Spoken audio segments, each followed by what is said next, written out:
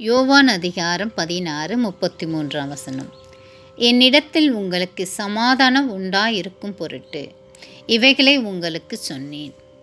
உலகத்தில் உங்களுக்கு உபத்திரம் உண்டு, ஆனாலும் திடன் கொள்ளுங்கள், நான் உலகத்தை ஜெயித்தேன் என்றார். ஆமேன். ஸ்ரீயானவளுக்கு பிரசவம் வந்தபோது அவள் துக்கமடைகிறாள்.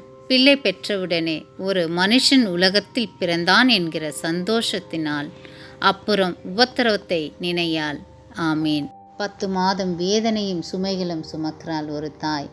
பிரசவ நேரத்திலே ஒருவரும் உதவி செய்ய முடியாது. அந்த நேரத்தில் ஆண்டவர் மாத்திரம்தான் ஒரு ஸ்திரீக்கு உதவியாக இருக்க முடியும். அப்படி பாடுகள் மத்தியில் அவள் சுமந்து பிள்ளை பெற்றெடுக்கிறாள். அந்த பிள்ளை பிறந்த பிறகு அந்த பட்ட கஷ்டங்களை மறந்து விடுகிறாள். அப்படித்தான் நம் வாழ்க்கையிலும் பிரச்சனை இருக்கிறது என்று போராட்டம் இருக்கிறது.